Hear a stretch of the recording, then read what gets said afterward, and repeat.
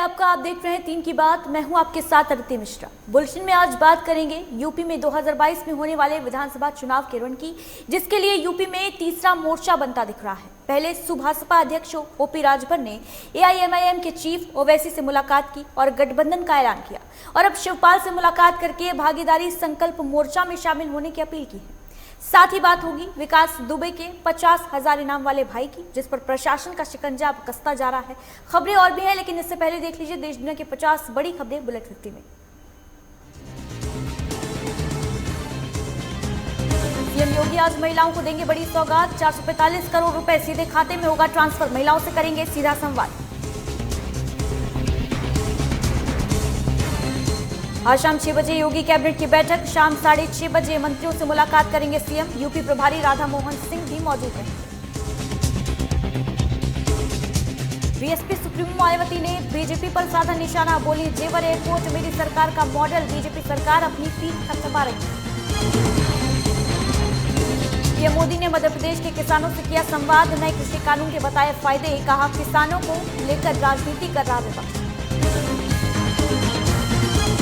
अमित शाह का 2 दिवसीय पश्चिम बंगाल दौरा। बीजेपी में शामिल हो सकते हैं टीएमसी नेता। किसान के घर भोजन का संदेश देने की कोशिश। डिप्टी सीएम का पश्चिम बंगाल दौरा। 19 दिसंबर को 2 दिवसीय दौरे पर रहेंगे केशव प्रसाद मौर्य। लोकसभा विधानसभा क्षेत्रों की मिली है जिम्मेदारी। गाजियाबाद विकास प्राधिकरण की बड़ी कार्रवाई। अवैध निर्माण पर चला बुलडोजर। 2 मंजिला निर्माणाधीन बिल्डिंग ढहाई। पशुपालन विभाग फर्जीवाड़ा मामले में फरार आईपीएस अरविंद सिंह की बड़ी मुश्किलें। आईपीएस की संपत्ति कुर्क करने की अर्जी। हाथरस कांड में सीबीआई आज दाखिल कर सकती है चार्जशीट। सीबीआई की गाजियाबाद ब्रांच कर रही है मामले की जांच। चारों आरोपियों का कराया गया है पॉलीग्राफी टेस्ट। लखनऊ में कबाड़ के गोदाम में भीषण आग। सूचना पाकर मौके पर पहुंची फायर ब्रिगेड की गाड़ियां। कड़ी मशक्कत के बाद पाया गया काबू। केंद्रीय मंत्री नितिन गडकरी का बड़ा ऐलान। 2 साल में खत्म कर दिए जाएंगे टोल प्लाजा। चालकों के बैंक खाते से काटा जाएगा टैक्स। लखनऊ में हुआ नवनिर्वाचित एमएलसी का शपथ ग्रहण समारोह। विधान परिषद सभापति रमेश यादव ने दिलाई शपथ। सीएम योगी कार्यक्रम में मौजूद थे। शाहजहांपुर में ठगी करने वाले कॉल सेंटर का खुलासा। पुलिस ने 5 आरोपियों को गिरफ्तार किया। लैपटॉप सहित फर्जी प्रमाण पत्र बरामद। झांसी में तेज रफ्तार का कहर। कार सवार ने 2 बाइक को मारी टक्कर। हादसे में 4 लोगों की मौत। फिरोजाबाद में बिजली चोरी की चेकिंग करने गई टीम पर हमला। पिटाई में जेई समेत 5 लोग घायल। 2 की हालत गंभीर। हरदोई में मामूली विवाद को लेकर 2 पक्ष आपस में भिड़े। 2 परिवारों में जमकर हुई मारपीट। मारपीट में 3 लोग घायल। 1 की मौत। प्रयागराज एमएनएनआईटी के प्रोफेसर का नया आविष्कार। अब एक्सरे मशीन से होगी कोविड की जांच। कम समय और कम लागत में होगी जांच। शाहजहांपुर में बाइक चोर गैंग का खुलासा। पलक झपकते ही गायब करते थे बाइक। गिरोह का एक सदस्य गिरफ्तार हुआ। औरैया पुलिस के हाथ लगी बड़ी कामयाबी। ठगी करने वाले गैंग का पर्दाफाश। पुलिस ने 2 आरोपियों को गिरफ्तार किया। अयोध्या के महंत स्वामी परमहंस दास का बयान। छोटे किसान बैल से करें खेती। पेट्रोल डीजल के बढ़ते दामों से मिलेगी निजात। बागपत में कृषि कानून के विरोध में खाब चौधरियों की पंचायत। दिल्ली सहारनपुर हाईवे बंद करने की चेतावनी। रामपुर में हुनर हाट का आयोजन। केंद्रीय मंत्री नितिन गडकरी ने किया वर्चुअल उद्घाटन। 27 दिसंबर तक चलेगा हुनर हाट। बुलंदशहर में बाइक पर तमंचा लहराते नजर आए युवक। बाइक पर अवैध हथियार लहराने का वीडियो वायरल। युवक के दोनों हाथों में लिए हैं देसी तमंचे। कासगंज में अतिक्रमण हटाने का मामला। धरने पर बैठे नाराज भवन स्वामी। मांगे न पूरी होने तक धरना खत्म न करने की चेतावनी। ठंड को लेकर पीलीभीत प्रशासन के दावे फेल। कई जगह पर नहीं जल्दी मिले अलाव। डीएम ने वेतन रोकने के निर्देश दिए। आगरा में जान जोखिम में डालकर हो रहा सफर। पाइप में घुसकर बाइक से सड़क पार कर रहे लोग। शॉर्टकट के चक्कर में दांव पर लगी जिंदगी। रायबरेली में ससुर ने की बहू की पिटाई। मचाए मारपीट का वीडियो वायरल। पीड़ित बहू ने ससुर पर मारपीट और छेड़छाड़ का आरोप लगाया। बदायूं में तेज रफ्तार ट्रक ने बाइक सवार 2 युवकों को कुचला। दोनों युवकों की मौके पर हुई मौत। पुलिस ने शव को पोस्टमार्टम के लिए भेजा। शिवपुरी में अतिक्रमण हटाओ मुहिम की शुरुआत। एसडीएम ने की मुहिम की शुरुआत। 10 अवैध दुकानों पर चला बुलडोजर।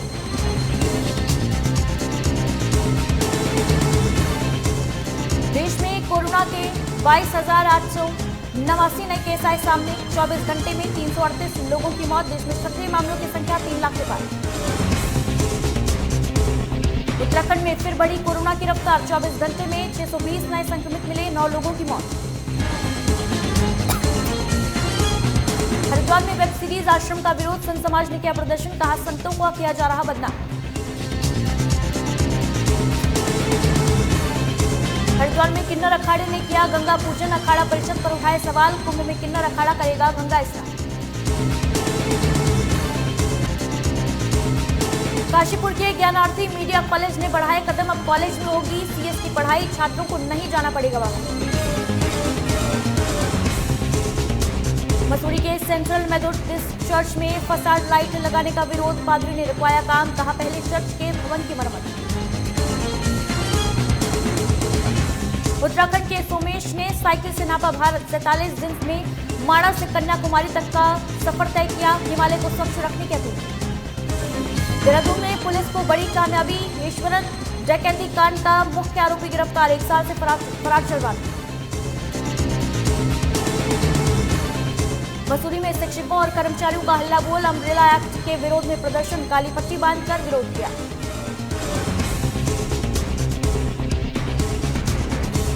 सितारगंज में कैदी की संदिग्ध मौत का मामला। आरोपी जीतू को पुलिस ने गिरफ्तार किया। मामूली विवाद को लेकर की गई थी हत्या। सितारगंज में पुलिस ने चलाया अभियान। भारी मात्रा में सागौन की लकड़ियां बरामद। वन तस्कर मौके से फरार। मुसीबत में फंसे करण जौहर ड्रग्स केस में एनसीबी ने फिल्म मेकर को समन भेजा।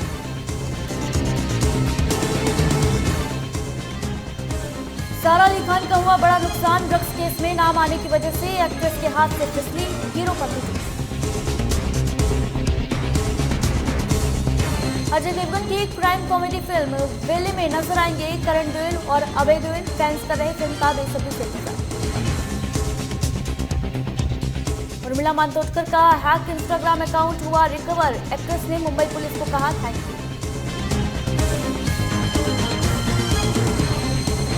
फोर्ब्स की सबसे ज्यादा कमाई करने वाली लिस्ट में शामिल हुए अक्षय कुमार। फोर्ब्स की लिस्ट के मुताबिक अक्षय कुमार ने इस साल की लगभग 362 करोड़ रुपए की कमाई। दुनिया को अलविदा किया गई पाकिस्तानी एक्ट्रेस फरीदा बेगम। ब्रेन हैमरेज की वजह से एक्ट्रेस का निधन। शादी के 2 महीने बाद नेहा कक्कड़ ने सुनाई गुड न्यूज। सिंगर ने इंस्टाग्राम पर फोटो पोस्ट कर दी जानकारी। शाहरुख खान की पठान में एक्ट्रेस डिंपल कपाड़िया लेंगी एंट्री। एक्ट्रेस रॉ एजेंट का रोल प्ले करेंगी।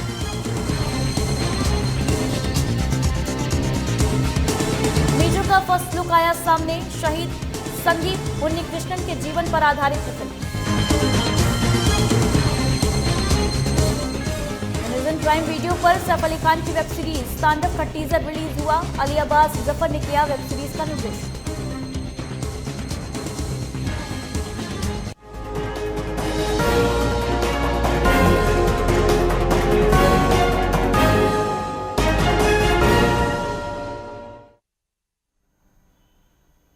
और बुलेट 50 के बाद रुक करेंगे खबरों की तरफ। लखनऊ से इस वक्त की बड़ी खबर आपको बता दें। गैंगस्टर विकास दुबे के फरार भाई के मकान की कुर्की की गई है।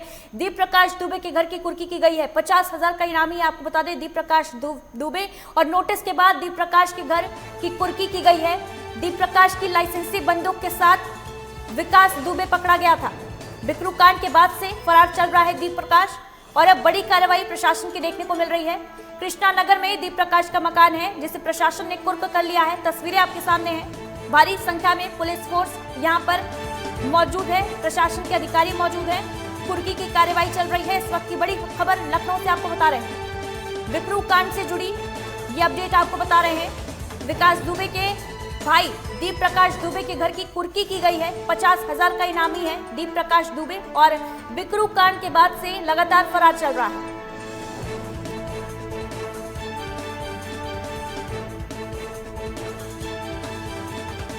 विकास दुबे को दीप प्रकाश की लाइसेंसी बंदूक के साथ पकड़ा गया था। लगातार फरार चल रहा है दीप प्रकाश, लेकिन 50,000 के इनामी दीप प्रकाश के घर की कुर्की की कार्रवाई प्रशासन के द्वारा की गई है। तस्वीरें आपको दिखा रहे हैं। कृष्णानगर में ये मकान स्थित है दीप प्रकाश का, जिसे प्रशासन ने फिलहाल कुर्क कर लिया है।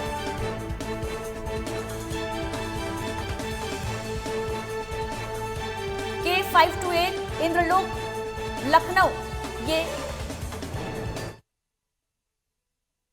दीप प्रकाश दुबे का मकान। बिकरू कांड के बाद से लगातार फरार चल रहा है दीप प्रकाश और 50,000 का इनाम इससे पहले घोषित किया गया है।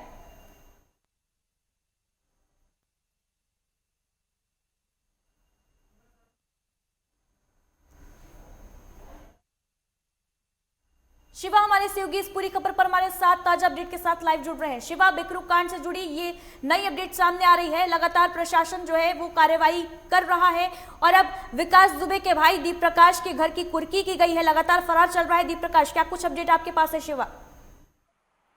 देखिए अदिति, इस बात का कयास पहले से ही लगाया गया था कि विकास दुबे का भाई जो दीप प्रकाश दुबे है, जिसके ऊपर 50,000 रुपए का इनाम घोषित है, उसकी गिरफ्तारी कब होगी। लेकिन पुलिस की कार्रवाई इतनी तेज हुई कि 82 के नोटिस के बाद अब कुर्की के सीधे आदेश कोर्ट से लिए गए हैं लखनऊ पुलिस से और आज सीधा उसके दीप प्रकाश के घर पहुंची है।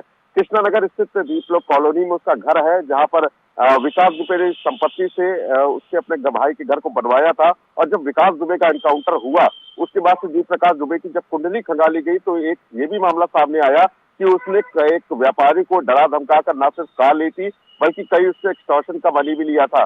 उस मामले को लेकर कृष्णानगर कोतवाली में एक FIR हुई और बड़े पुलिस अफसरों के हस्तक्षेप के बाद उस पर 50,000 रुपए का इनाम घोषित हुआ।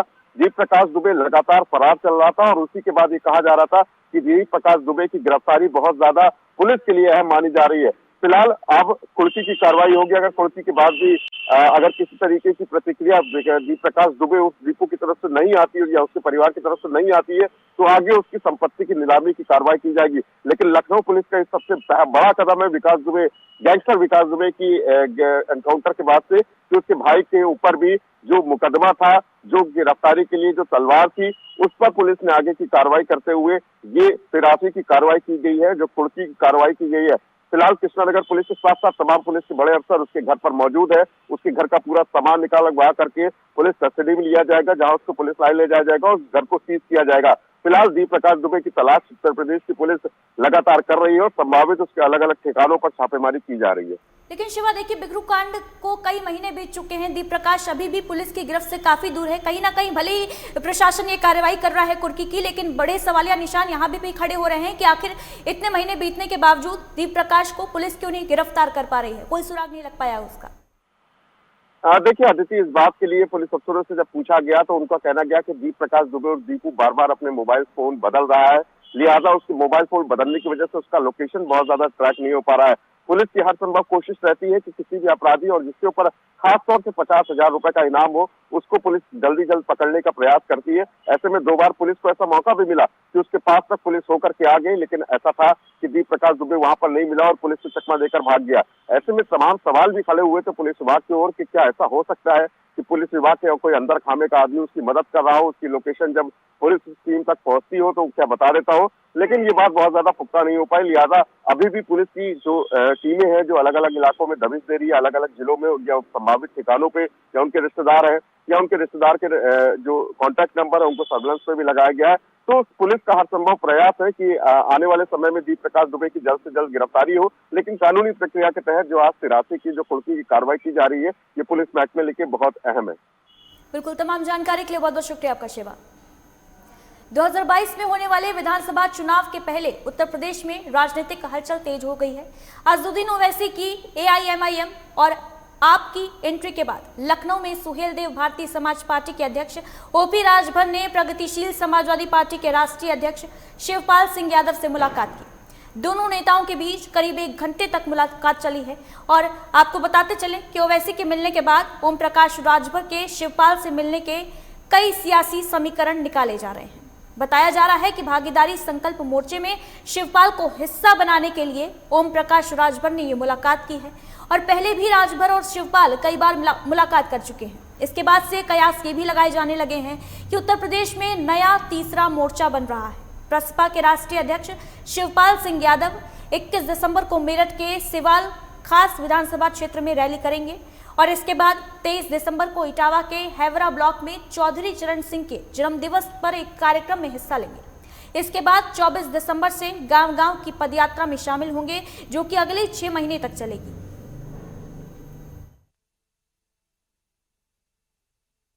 तो तस्वीरें आपको दिखा रहे हैं ओपी राजभर और शिवपाल सिंह यादव की मुलाकात की, और दूसरी तस्वीर ओवैसी और राजभर की मुलाकात की। बता दें कि हाल ही में ओवैसी ने राजभर से मुलाकात की थी, जिसके बाद राजभर शिवपाल सिंह यादव से मुलाकात करने पहुंचे और कहीं ना कहीं ये जो तस्वीरें हैं वो इस बात की तरफ इशारा कर रही हैं, इस बात को इंडिकेट कर रही हैं कि उत्तर प्रदेश में तीसरे मोर्चे की तैयारी जो है वो चल रही है। सभी छोटी पार्टियों को साधने की कोशिश में थे ओवैसी और उसी के तहत ये तस्वीरें सामने आ रही हैं। कयास लगाए जा रहे हैं, नए राजनीतिक समीकरण बन रहे हैं उत्तर प्रदेश में। 2022 को लेकर सभी पार्टियां अपना अपना कद मजबूत करने की कोशिश में जुटी हैं और ओवैसी राजभर की मुलाकात के बाद जो कयास लगाए जा रहे थे कि शिवपाल सिंह यादव से मुलाकात कर सकते हैं राजभर, वो कहीं ना कहीं सही साबित हो रहे हैं।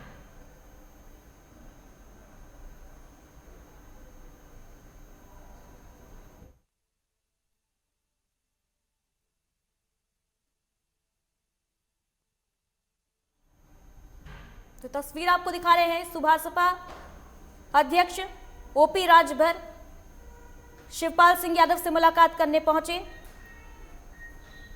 और कई मुद्दों पर दोनों नेताओं के बीच बातचीत हुई है। बताया जा रहा है कि करीब 1 घंटे तक की मुलाकात चली है और इससे पहले ओवैसी के मिलने के बाद ओम प्रकाश राजभर के शिवपाल से मिलने के कई सियासी समीकरण बनाए जा रहे थे। कयास लगाया जा रहा था कि शिवपाल सिंह यादव भी इस तीसरे मोर्चे में शामिल हो सकते हैं। भागीदारी संकल्प मोर्चे में शिवपाल को हिस्सा मिल सकता है और ये जो तस्वीर है वो कहीं ना कहीं इन कयासों को सही साबित कर रही है। तस्वीर आपके सामने है ओपी राजभर से शिवपाल सिंह यादव की करीब 1 घंटे ये मुलाकात चली है। मयूर शुक्ला हमारे सहयोगी फोनलाइन पर मौजूद हैं ताजा अपडेट के साथ। मयूर, जैसा कि कयास पहले भी लगाए जा रहे थे कि जल्द ही राजभर शिवपाल सिंह यादव से मुलाकात कर सकते हैं, तीसरे मोर्चे को जो लेकर जो तैयारी है वो साफ देखने को मिल रही है और अब शिवपाल सिंह यादव को भी इस मोर्चे में जगह मिलती नजर आ रही है, क्या कहेंगे? देखिए, इस बात का अंदेशा पहले ही था। हमने पहले भी इस चीज को बताया था कि शिवपाल सिंह यादव, ओवैसी और अनिल ओम प्रकाश राजभर है एक साथ आ सकते हैं। अभी आपने देखा ओवैसी और ओम प्रकाश राजभर की मुलाकात थी, उन्होंने वहाँ पे प्रेस कॉन्फ्रेंस दी थी। प्रेस कॉन्फ्रेंस की चाहे ओम प्रकाश राजभर की बात करें चाहे ओवैसी की बात करें, दोनों लोगों ने ये कहा कि शिवपाल सिंह यादव उत्तर प्रदेश के बड़े नेता हैं, बड़ा वोट बैंक उनके पास है और अगर वो चाहेंगे तो उनसे मीटिंग करेंगे और मीटिंग करने के बाद अगर संभावना बनती है तो उनके साथ गठबंधन करके एक नया मोर्चा तैयार किया जाएगा। अब आपने देखा कि कल ओम प्रकाश राजभर और उनकी मुलाकात हुई शिवपाल यादव की, तो इससे कहीं ना कहीं कयास लगाई जा रही है कि ओवैसी की और शिवपाल यादव की मुलाकात भी जल्दी हो सकती है। और इस बात की पहले भी बातें उठ चुकी थी कि शायद ओवैसी उत्तर प्रदेश में आएंगे और कहीं ना कहीं जो है वो जो वोट बैंक है मुसलमानों का वो प्रभावित करने की कोशिश करेंगे। दूसरी बात यह है कि इस समय सबसे बड़ा जो नुकसान हो सकता है अगर शिवपाल यादव और ओम प्रकाश राजभर और ओवैसी एक साथ आते हैं तो सबसे बड़ा नुकसान समाजवादी पार्टी को हो सकता है। एक तरफ शिवपाल सिंह यादव जो यादव वोट बैंक है समाजवादी पार्टी का, ओवैसी वोट बैंक है, उसको प्रभावित कर रहे हैं। दूसरी तरफ ओवैसी के आने से जो मुस्लिम वोट बैंक है समाजवादी पार्टी का वो भी प्रभावित हो सकता है।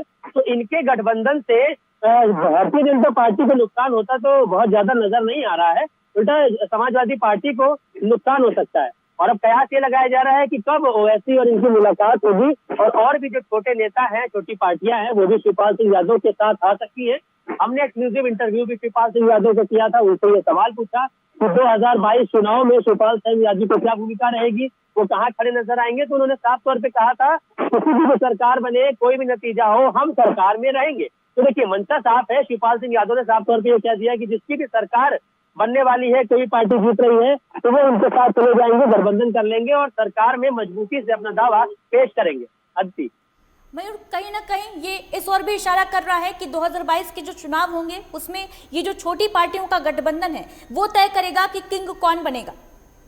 बिल्कुल, छोटी पार्टियों का गठबंधन है, कहीं ना कहीं उनका एक वोट बैंक है। किसी न किसी छोटी पार्टियां देखिए जाति के हिसाब से जो वोट बैंक है उसको साधती है और उत्तर प्रदेश में जातीय समीकरण बनाना बहुत बड़ी बात है, बहुत जरूरी है अगर चुनाव जीतना है। भारतीय जनता पार्टी ने इसके पहले सभी समुदायों को लेकर चुनाव लड़ा था और चाहे बात हम जनरल की करें या ओबीसी की करें या SC/ST की करें तो। तमाम जानकारी के लिए बहुत बहुत शुक्रिया आपका मयूर। और फिलहाल यहाँ वक्त है एक छोटे से ब्रेक का। ब्रेक के उस पार खबरों का सिलसिला जारी रहेगा।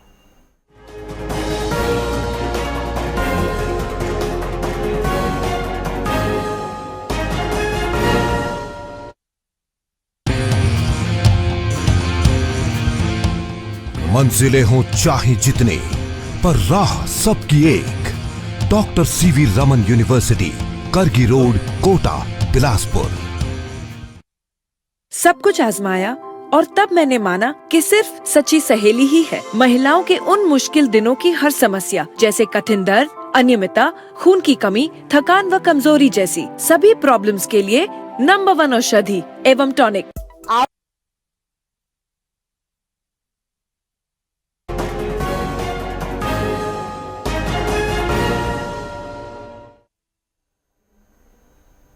ब्रेक के बाद स्वागत है आपका। उत्तर प्रदेश सरकार की प्रेस कॉन्फ्रेंस चल रही है, सीधे रुक करते हैं।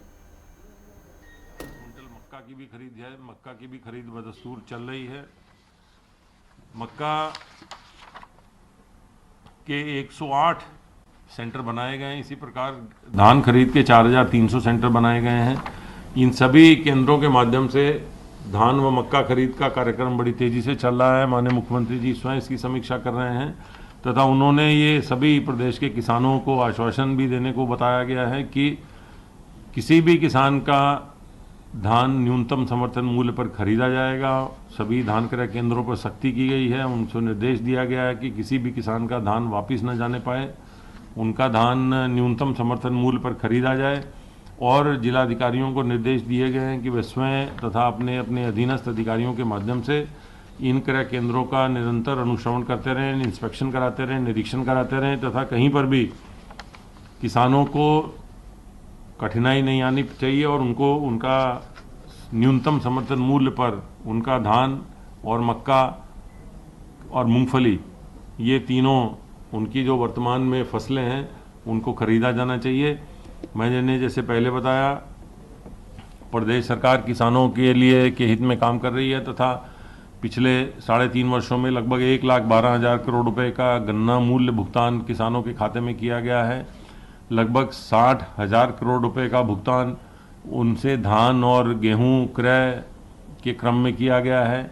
लगभग 24,000 करोड़ रुपए का भुगतान किसानों के सीधे उनके खातों में प्रधानमंत्री किसान सम्मान योजना के अंतर्गत किया गया है। उसमें अगली किस्त 25 दिसंबर को माननीय प्रधानमंत्री जी के कर कमलों से उनके खातों में स्थानांतरित की जाएगी।